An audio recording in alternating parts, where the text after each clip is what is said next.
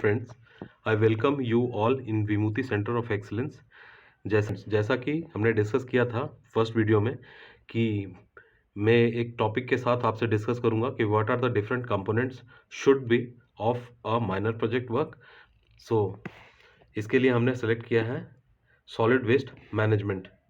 ये तो फ्रेंड्स, ये सेशन बहुत ही इंफॉर्मेटिव होने वाला है जो कि आपके माइनर प्रोजेक्ट वर्क में काफ़ी हेल्पफुल साबित होगा। एंड ट्रस्ट मी, मैं ये बात ज़रूर कह सकता हूँ कि इस वीडियो को देखने के बाद में जो आप एक पजल वाली सिचुएशन में हो सकते हैं कि मैं प्रोजेक्ट वर्क में क्या क्या करूँगा, कैसे करूँगा, इन सारे चीज़ों का समाधान और सवालों का जवाब एक जगह मिलेगा। तो I will request you all of you कि इस वीडियो को पूरे आखिरी तक देखें, बीच में स्किप ना करें। Let's start. Project environmental engineering part का हिस्सा है।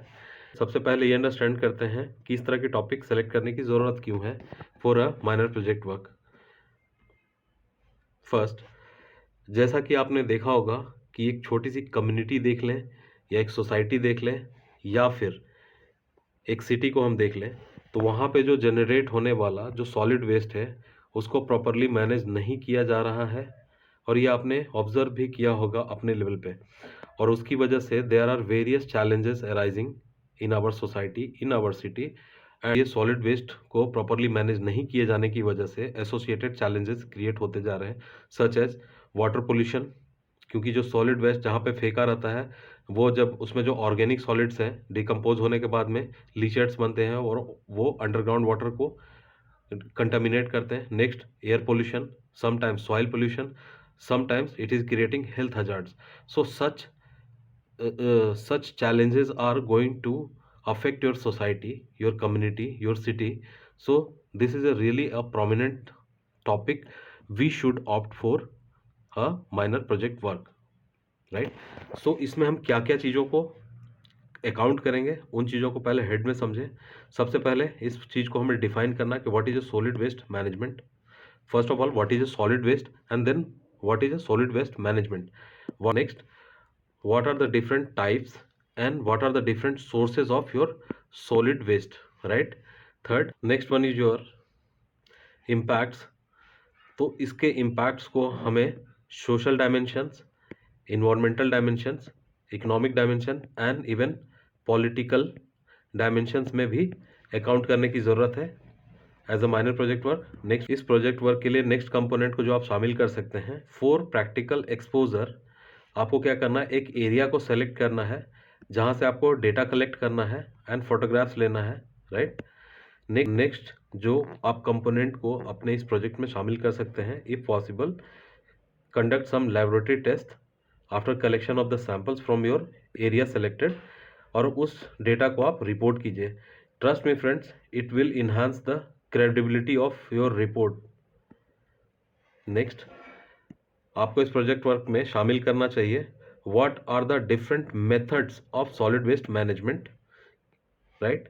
Next, which type of method is being used for your selected area, जिस एरिया को आपने सेलेक्ट किया उसके लिए क्या मेथड्स को यूज किया जा रहा है।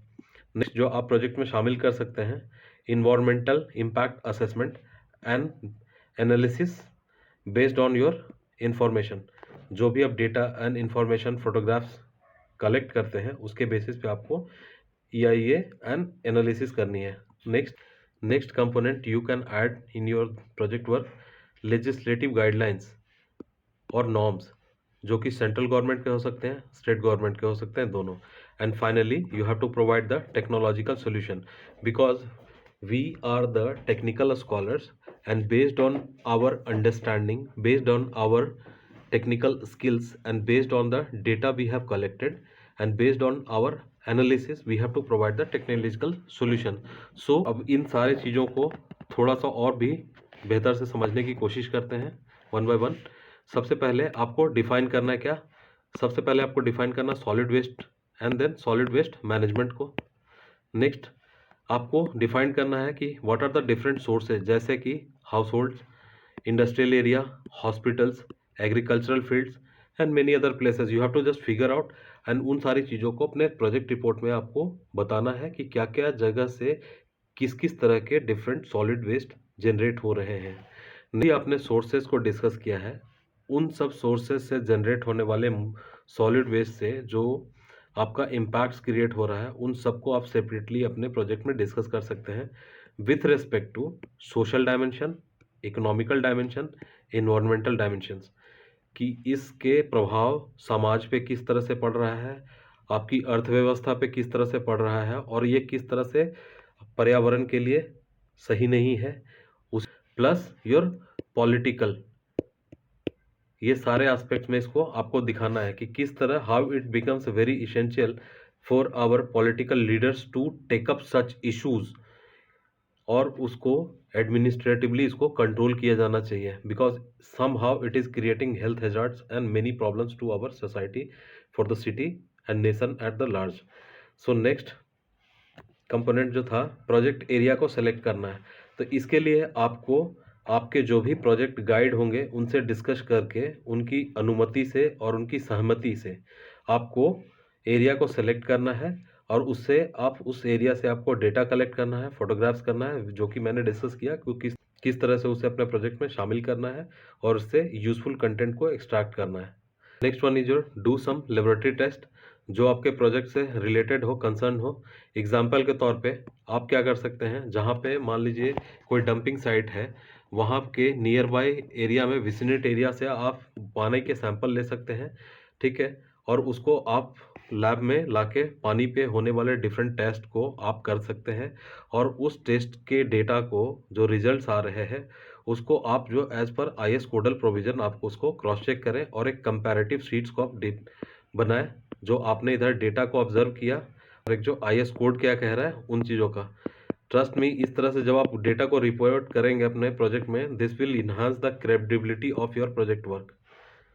आप अपने प्रोजेक्ट वर्क में ये भी आप दिखाएंगे कि किस किस तरह के सॉलिड वेस्ट मैनेजमेंट के मेथड्स यूज़ होते हैं, कहाँ कहाँ पे यूज़ होते हैं, जो कि प्रोजेक्ट में आपके depth of knowledge and understanding को रिफ्लेक्ट करेगा। उदाहरण के तौर पे लैंडफिल्स हो गया, पायरोलिसिस हो गया, इंसिनरेशन हो गया, तो ये सारी चीज़ों को आप इंक्लूड करेंगे अपने प्रोजेक्ट वर्क में। Next, what methods applied on your selected area for your project work, उसको आपको डिस्कस करना है कि जो आपने अपने प्रोजेक्ट गाइड से सहमति से और अनुमति से जो एरिया को आपने सेलेक्ट किया था, उस एरिया पे कौन सा मेथड्स यूज हुआ जा रहा है, उसको भी आप एक्सप्लेन करेंगे अपने प्रोजेक्ट वर्क में। Next word, do the environmental impact assessment and explain whether this method जो आपके सेलेक्टेड एरिया के लिए है अप्रोप्रिएट है क्या, यदि है देन ओके, और यदि नहीं है then what could be the best practices need to be adopted, you have to suggest being as a scholar of technical school। Next and last, सबसे पहले ये हमें चेक करना चाहिए कि क्या कोई लेजिस्लेचर है, लेजिस्लेचर मीन एनी लॉ और गवर्नमेंट गाइडलाइंस है क्या गवर्नमेंट्स की सॉलिड वेस्ट मैनेजमेंट के लिए, यदि है तो वो क्या है, और यदि वो जो गाइडलाइंस है या लॉ है सफिशिएंट है या कहीं डेफिशिएंसी है, कुछ और करने की जगह है, तो being as a research scholar, being as a technical scholar, you have to suggest the measure. जैसे उदाहरण के तौर पे solid waste management rule 2016, this is a kind of rules made by the central government, जो कि state government को guideline देती है किस तरह से चीज़ों को मैनेज किया जाना चाहिए। आपको ये भी डिस्कस करना चाहिए कि क्या स्टेट गवर्नमेंट के लेवल पे भी कोई रूल्स गाइडलाइंस हैं। इसके साथ साथ आपको ये भी डिस्कस करना चाहिए अपने प्रोजेक्ट में कि what are the different concern ministry for this particular challenge and what are the different departments at the state government level. तो इन चीज़ों को आप अपने प्रोजेक्ट वर्क में शामिल कर सकते हैं। सो फ्रेंड्स, आई होप कि ये जो प्रोजेक्ट मॉड्यूल आपसे मैंने डिस्कस किया है डिफरेंट 10 हेड में, एक उदाहरण के तौर पे टॉपिक को लेके सॉलिड वेस्ट मैनेजमेंट से, तो ये आपको एक अंडरस्टैंडिंग देगी कि किस तरह से एक माइनर प्रोजेक्ट वर्क में टॉपिक को सेलेक्ट करना है। फ्रेंड्स, आप अपने स्टूडेंट्स के एक ग्रुप बना के आप टॉपिक इस तरह से सेलेक्ट कर कर आप अपने गाइड से डिस्कस कर सकते हैं। They will definitely guide you and they will suggest कि ये जो डिफरेंट हेड्स मैंने डिस्कस किए हैं 10 पॉइंट में, इसके अलावा भी कुछ चीज़ें और इनकॉर्पोरेट करने की ज़रूरत है to make your project better, और they suggest something else regarding this thing, तो वो आपको हेल्प कर सकते हैं। तो मैं ये समझता हूँ कि ये वीडियो आपके लिए कंटेंटफुल होगा और आपको आपके प्रोजेक्ट वर्क को करने में हेल्पफुल साबित हुआ होगा। मैं इस मॉड्यूल के अंदर में और भी टॉपिक्स को सजेस्ट करूंगा ने कुछ वीडियो बना के, जो कि आपके माइनर प्रोजेक्ट वर्क में हेल्पफुल होगा। फ्रेंड्स, आपको लगता है इसी प्रकार से किसी और टॉपिक पे किस तरह से एक माइनर प्रोजेक्ट वर्क के लिए किया जा सकता है, आपको बात करनी है, तो प्लीज़ आप मुझे कमेंट कीजिए, मुझे मेल कीजिए। Definitely I will try to help you. I hope this video found to be informative to you. For more valuable and knowledgeable content, please like and subscribe. Thank you for watching it.